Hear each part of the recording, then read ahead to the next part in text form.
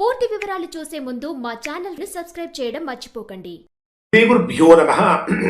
శ్రీ మహాసరస్వత్యై నమః. ఓం నమః శివాయ. నారాయణ శాస్త్రి ఆస్ట్రాలజీ ఛానల్ వీక్షిస్తున్నటువంటి ప్రేక్షక మహాశీలకు స్వాగతం, సుస్వాగతం. ఈరోజు మనము 2026వ సంవత్సరం ఏప్రిల్ నెల 21వ తేదీ నుంచి 30వ తేదీ వరకు మీనరాశి వారి యొక్క గ్రహస్థితులు మరియు రాశి ఫలితాలు ఏ విధంగా ఉన్నాయి, రోజువారీ ఫలితాలు ఎలా ఉంటాయి మొదలైన అన్ని విషయాలు ఈ వీడియోలో తెలుసుకుందాం. మీనరాశి వారిని కనుక పరిశీలిస్తే గత కొన్ని రోజుల నుంచి మీనరాశి వారు అనుభవిస్తున్నటువంటి మానసికమైనటువంటి వేదనకు, ఆర్థిక సమస్యలకు, రుణ బాధలకు, ఉద్యోగ సమస్యలకు, వ్యాపార సమస్యలకు, కుటుంబ సమస్యలకు వీటన్నిటికీ కూడా చెక్ పెట్టేసి ఆనందం వైపుగా మీనరాశి వారు అడుగులు వేయబోతున్నారు. ఏమిటండి ఇంత కాన్ఫిడెంట్గా, ఇంత కరెక్ట్గా, ఇంత గొప్పగా ఎలా చెప్పగలుగుతున్నారంటే, ఇప్పటిదాకా మీనరాశి వారికి జరిగినటువంటి గ్రహస్థితి కొంచెం భయంకరంగా, ప్రతికూలంగా, ఇబ్బందికరంగా మారింది. కానీ ప్రస్తుతం జరుగుతున్నటువంటి గ్రహస్థితిని కనుక, జరగబోతున్నటువంటి గ్రహస్థితిని కనుక పరిశీలించినట్లయితే మీనరాశి వారు ఆనంద తాండవం చేసేటటువంటి విధంగా ప్రస్తుత గ్రహస్థితి ఉండబోతూ ఉన్నది. ఎందుకు ఆనంద తాండవం అంటే, ప్రధానంగా కనుక తీసుకుంటే ఇప్పటి వరకు కనుక మీనరాశి వారికి 12వ స్థానంలో, వ్యయస్థానంలో సంచరించినటువంటి గ్రహాల యొక్క ప్రభావం కారణం చేత విపరీతమైనటువంటి ఆర్థిక సమస్యలు, రుణబాధలు, ఉద్యోగ సమస్యలు, వ్యాపార సమస్యలు, కుటుంబ సమస్యలు, భార్యాభర్తల మధ్య అన్యోన్యత లోపం మొదలైన సమస్యలతో బాధపడి ఉన్నారు. కానీ ప్రస్తుతం జరుగుతున్నటువంటిది కనుక తీసుకుంటే చాలా చాలా గొప్పగా ఉంది. ఇప్పుడు ఎలా ఉంటుంది మీనరాశి వారి కనుక మనం పరిశీలించినట్లయితే, మీ జన్మరాశిలోనే బుధుడి యొక్క సంచారం, సప్తమ స్థానాధిపతి అయినటువంటి, చతుర్థాధిపతి అయినటువంటి బుధుడు మీ జన్మరాశిలోనే సంచరిస్తున్నటువంటి కారణం చేత, అంటే మీ జన్మరాశిలో బుధుడు మాత్రమే కాదు, బుధుడితో పాటు కుజశని గ్రహాలు కూడా ఉన్నాయి. ఈ కుజశని గ్రహాలతో పాటు బుధుడి యొక్క సంచారం కూడా జరుగుతున్నటువంటి కారణం చేత కొంత మానసిక ఒత్తిడి ఒత్తిడి ఉన్నప్పటికీ దానికి పరిష్కార మార్గాలు కూడా కనిపిస్తూ ఉంటాయి. నిర్ణయాలు తీసుకోవడంలో కొద్దిగా గందరగోళం ఉంటుంది. అయినప్పటికీ కుజశని గ్రహాల యొక్క కలయిక కారణం చేత కోపాన్ని ఇప్పటికీ కూడా మీనరాశి వారు అదుపులో పెట్టుకోవాలి. ఇప్పటిదాకా మీకు ప్రతికూలంగా ఉన్నటువంటి సమస్యలు మొత్తము కూడా అనుకూలంగా మారుతూ ఉన్నాయి. అంటే ఇప్పటిదాకా మిమ్మల్ని బాగా వేధించినటువంటి, ఒకటి చాలామంది అనుకుంటారు, అబ్బా ఏళ్ళనాటి సినిమా మొదలైనప్పటి నుంచి ఎంత ఇబ్బంది పడుతున్నాను అండి, ఎంత నరకం అనుభవిస్తున్నాను, మాటల్లో చెప్పడానికి వీల్లేదు, ఏం చేస్తే నా సమస్య తీరుతుందని ఎంతోమంది, కొంతమంది పైకి చెప్పగలిగిన వాళ్ళు, పైకి చెప్పలేని వాళ్ళు, లోపల మొదలు పెడుతున్న వాళ్ళు ఉన్నారు. అటువంటి వారందరికీ కూడా చక్కగా గొప్ప ఉపశమనం కలుగుతూ ఉన్నది. అయితే కోపాన్ని కంట్రోల్ చేసుకోవాలి. కానీ సంబంధాలు అనేటటువంటివి బ్రహ్మాండంగా ఉండబోతూ ఉన్నాయి. పట్టుదలతో కనుక పనిచేసినట్లయితే అసాధ్యం అనుకున్నటువంటి పనులన్నీ కూడా సుసాధ్యంగా మారేటటువంటి అవకాశం ఉంది. మీ జన్మరాశిలోనే కుజుడి యొక్క సంచారం ఉన్నటువంటి కారణం చేత కొంచెం ఆవేశం అదుపులో పెట్టుకోవాలి. మీ రాశికి ద్వితీయ స్థానంలో, ధనస్థానంలో, వాక్స్థానంలో, కుటుంబ స్థానంలో రవి ఉచ్చస్థానంలో సంచరిస్తున్నాడు.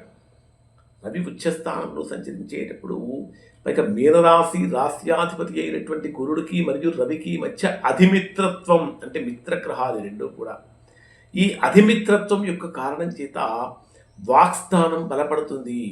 ఇప్పటిదాకా అణిగిమణిగి ఉన్నటువంటి వారు కూడా వాయిస్ రేజ్ చేసే అవకాశం ఉంటుంది. అంటే ఆవేశపూరితంగా కాకపోయినప్పటికీ ఆలోచనతోటి చక్కగా మన తప్పు లేకుండా మనం ఎక్కడా బెండవకూడదనేటటువంటి భావన మీనరాశి వారిలో కలుగుతుంది. ద్వితీయ స్థానం అంటే ధనస్థానం, ఉచ్చస్థానం కాబట్టి ఉచ్చస్థానంలో రవి సంచరించేటప్పుడు ఆర్థికంగా కూడా చాలా వరకు ఫ్రీ అవుతూ ఉంటారు. మాటల్లో గంభీరత్వం పెరుగుతూ ఉంటుంది. రావాల్సిన ధనమంతా చక్కగా చేతికి అందుతూ ఉంటుంది. తృతీయ స్థానంలో సంచరించేటటువంటి శుక్రుడి యొక్క ప్రభావం కారణం చేత సోదర సోదరీమణుల యొక్క సంబంధాలు బాగా బలపడుతూ ఉంటాయి. చతుర్థంలో సంచరించేటటువంటి గురుడి యొక్క ప్రభావం కారణం చేత కూడా బ్రహ్మాండమైన సుఖ సౌఖ్యాలు పొందడానికి ప్రస్తుతం చాలా అనుకూలమైనటువంటి కాలం. మరి డే వైజ్గా పరిశీలిస్తే మీనరాశి వారికి ఏ విధంగా ఉంటుందంటే, 21వ తేదీ ఉదయం నుంచి 23వ తేదీ మధ్యాహ్నం 3 గంటల 12 నిమిషాల వరకు ఉండేటటువంటి సమయంలో చతుర్థ స్థానంలో మీ రాస్యాధిపతి అయినటువంటి గురుడితో కలిసి సంచరించేటటువంటి చంద్రుడి యొక్క ప్రభావం కారణం చేత ఇది అత్యంత శుభప్రదమైన సమయము. ఇంట్లో శుభకార్యాలు జరుగుతూ ఉంటాయి. తల్లి నుండి పూర్తిగా సహకారం అందుతూ ఉంటుంది. మానసిక ప్రశాంతత లభిస్తూ ఉంటుంది. విందు వినోదాది కార్యక్రమాల్లో పాల్గొంటూ ఉంటారు. కొత్త వస్తువులు కొనుగోలు చేయడానికి ఉత్సాహం చూపిస్తూ ఉంటారు. 23వ తేదీ మధ్యాహ్నం 3:12 నుంచి 25వ తేదీ రాత్రి 8:15 వరకు ఉండేటటువంటి సమయంలో పంచమ స్థానంలో సంచరించేటటువంటి చంద్రుడి యొక్క ప్రభావం కారణం చేత క్రియేటివ్ లెవెల్స్ అనేటటువంటి బ్రహ్మాండంగా పెరుగుతూ ఉంటాయి. అంటే అందరూ చేసే పని కన్నా కూడా కొత్తగా చేయాలి, డిఫరెంట్గా చేయాలి, అందరినీ ఆకట్టుకోవాలి అనేటటువంటి అది బ్రహ్మాండంగా పెరుగుతుంది. అంటే మనస్సుకు సంబంధించినటువంటి పనులు, మేధోపరమైనటువంటి పనులు చాలా గొప్ప విజయాన్ని పొందుతూ ఉంటారు. గతంలో ఎక్కడ ఏ పనులైతే నిలిచిపోయి ఉన్నాయో ఆ పనులన్నీ కూడా మరలా వేగంగా ముందుకు కదులుతూ ఉంటాయి. ఇక 25వ తేదీ రాత్రి 8:15 నుంచి 28వ తేదీ ఉదయం 5:04 వరకు ఉండేటటువంటి సమయాన్ని కనుక మనం పరిశీలిస్తే ఇది షష్ఠ స్థానం, 6వ స్థానంలో సంచరించేటటువంటి చంద్రుడి యొక్క ప్రభావం కారణం చేత మీనరాశిలో జన్మించినటువంటి వారు ఆరోగ్యపరమైనటువంటి విషయాలలో కొంచెం జాగ్రత్తగా ఉండండి. ప్రభావం ఏంటంటే శత్రు సమస్యలు పెరిగిపోతూ ఉంటాయి, రుణ సమస్యలు పెరిగిపోతూ ఉంటాయి. గతంలో చేసిన రుణాల తాలూకు ఫోన్ కాల్స్ వస్తూ ఉంటాయి, ఇబ్బంది పడుతూ ఉంటారు. అటువంటి వారికి ధైర్యంగా, సూటిగా, స్పష్టంగా సమాధానం చెప్పడానికి ప్రయత్నం చేయండి. కాంపిటేటివ్ ఎగ్జామ్స్ రాసేటటువంటి వారు శీఘ్రమైనటువంటి విజయాన్ని పొందే అవకాశం కనిపిస్తుంది. కానీ కోర్టు వ్యవహారాలతో సతమతమవుతున్నటువంటి వారు, ఇబ్బంది పడుతున్నటువంటి వారు కొంచెం జాగ్రత్తగా ఉండండి. ఆ విషయాల్లో జాప్యం జరిగే అవకాశం ఉంటుంది. 28వ తేదీ ఉదయం 5:04 నుండి 30వ తేదీ మధ్యాహ్నం 2:32 వరకు ఉండేటటువంటి సమయంలో సప్తమ స్థానంలో సంచరించేటటువంటి చంద్రుడి యొక్క ప్రభావం కారణం చేత వ్యాపారపరమైనటువంటి అనుకూలతలు పెరుగుతూ ఉంటాయి. వివాహ ప్రయత్నాలు చేసేటటువంటి వారి వివాహ ప్రయత్నాలు పూర్తిగా ఫలిస్తాయి.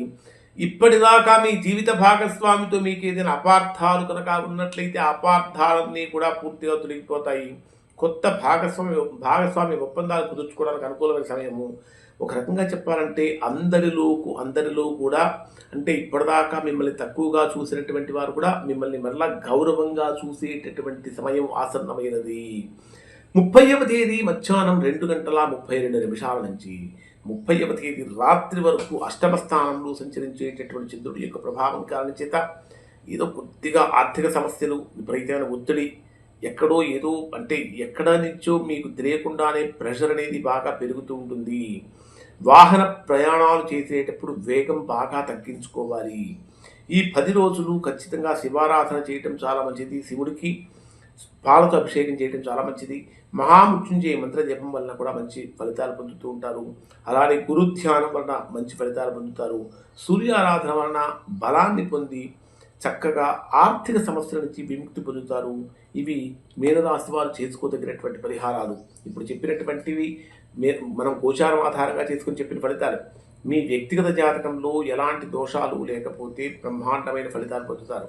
ఇంకా ఎవరైనా సరే తీవ్రమైనటువంటి ప్రతికూలతలు కనుక పొందుతూ ఉన్నట్లయితే అటువంటి వారు ఒకసారి మీరు మీ యొక్క వ్యక్తిగత జాతకాన్ని విశ్లేషణ చేయించుకొని దోషం ఎక్కడుందో తెలుసుకొని దోష నివారణ కనుక చేయించుకుంటే చక్కగా సత్ఫలితాన్ని పొందుతారు. ఇవి మీనరాశి వారికి సంబంధించిన ఫలితాలు. శుభం.